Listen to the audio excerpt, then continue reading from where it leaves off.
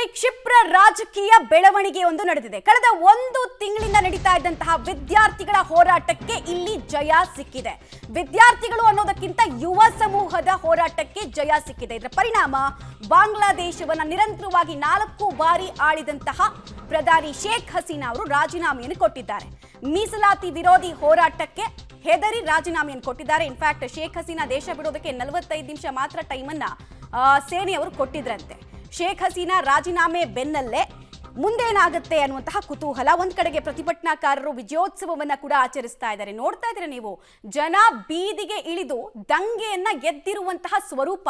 ಇದನ್ನ ತಹಬದಿಗೆ ತರಬೇಕಂದ್ರೆ ಮೊದಲು ನೀವು ದೇಶ ಬಿಟ್ಟು ಹೋಗಿ ಅಂತ ಅಲ್ಲಿನ ಸೇನೆ ಅವಾಮಿ ಲೀಗ್ನ ಮುಖ್ಯಸ್ಥೆಯೂ ಹಾಗೂ ಆ ದೇಶದ ಪ್ರಧಾನಿಯಾಗಿದ್ದಂತಹ ಶೇಖ್ ಹಸೀನಾ ಅವರಿಗೆ ಸಲಹೆ ಕೊಟ್ಟರು.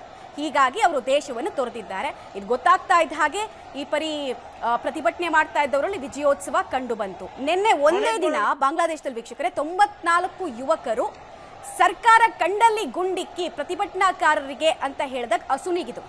ಸೊ ಹೀಗಾಗಿ ಕ್ರೋಧ ಇನ್ನಷ್ಟು ಜಾಸ್ತಿ ಆಗ್ತಾ ಇದೆ. ಕಳೆದ ಒಂದು ತಿಂಗಳಿಂದ ಕೂಡ ಇದೇ ಇತ್ತು. ಈ ಇಡೀ ಇಶ್ಯೂಗೆ ಕಾರಣ ಏನಪ್ಪಾ ಅಂತ ಹೇಳಿದ್ರೆ, ಇವರ ಸರ್ಕಾರ ತೆಗೆದುಕೊಂಡಂತಹ ಒಂದು ವಿವಾದಾತ್ಮಕ ನಿರ್ಣಯ.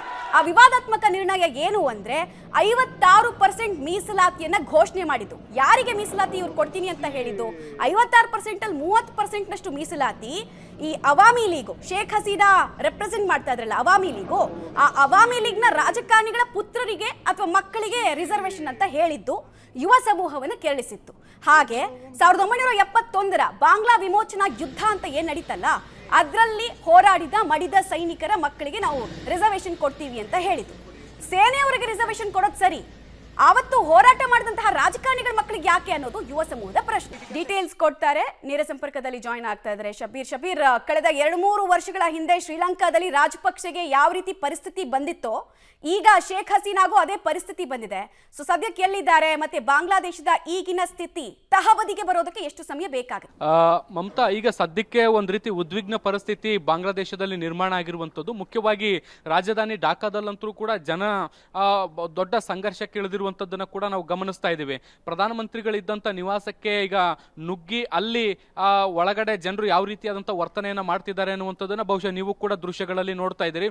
ಒಂದ್ ರೀತಿ ಜನ ಒಂದು ಉದ್ವಿಗ್ನ ಮನಸ್ಥಿತಿಯಲ್ಲಿ ಇರುವಂತದ್ದು ಕೂಡ ಈಗ ಬಹಳ ಸ್ಪಷ್ಟವಾಗಿ ಕಾಣಿಸ್ತಾ ಇರುವಂತದ್ದು. ಶೇಖ್ ಹಸೀನಾ ಇವತ್ತು ಬೆಳಗ್ಗೆ ರಾಜೀನಾಮೆ ನೀಡಿದ ಬಳಿಕ ಅವರು ಅಲ್ಲಿಂದ ತಲೆಮರೆಸಿಕೊಳ್ಳುವಂತ ಪ್ರಯತ್ನವನ್ನ ಮಾಡಿದ್ದಾರೆ ಅನ್ನುವಂತ ಮಾಹಿತಿಗಳು ಕೂಡ ಬರ್ತಾ ಇದೆ.